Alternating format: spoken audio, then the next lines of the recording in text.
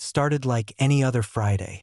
I was driving back to my mountain mansion after a week-long business trip, expecting quiet, peace, and maybe a little solitude in the high country. What I didn't expect was Karen.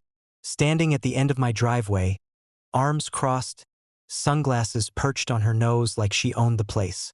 Behind her, a few HOA board members milled around, clipboard in hand, whispering to each other.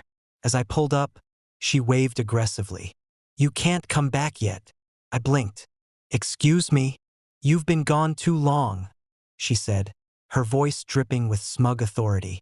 "You're not allowed on the property. We've been living here for the past 2 weeks. You need to leave." I laughed. "Karen, you don't live here. This is my mountain mansion.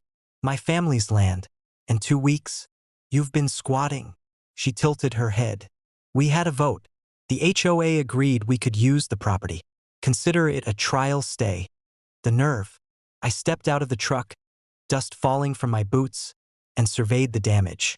Lawn furniture had been moved, the gardens trampled, and someone had even built a small fire pit on my deck. A couple of board members were lounging in my hot tub, drinks in hand. "Do you have any idea what this is?" I demanded, walking up to Karen. "Oh, don't be dramatic," she said, waving a hand. "We're just enjoying the amenities while you're away." "Amenities you didn't pay for," I said. "And trust me, you won't enjoy them for much longer." By that evening, I had the evidence collected. Photographs, video footage, witness statements. Every step Karen and her crew had taken on my property was documented. I called my attorney.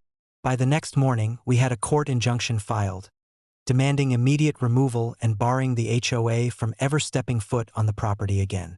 Karen tried to argue that it was a community benefit, but the judge wasn't buying it.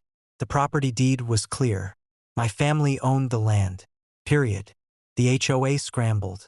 Members tried to negotiate, offering to pay usage fees or promising not to touch anything.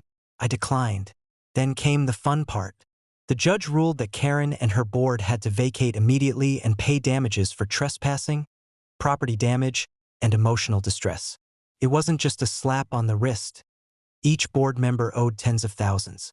Karen's own house was put on notice as collateral to cover her portion. The day they left, I watched from the porch as Karen packed up her things in a huff, muttering threats under her breath. She hadn't just lost access to the mansion. She had lost the HOA entirely. Now the mansion is quiet again. My gardens flourish. The hot tub gleams under the stars, and every piece of furniture sits exactly where it belongs. And sometimes, when I sit on the balcony and look out over the mountains, I can't help but chuckle, because Karen tried to squat in my home for 2 weeks, and she learned too late that you never mess with a property owner who knows his rights. And his lawyers.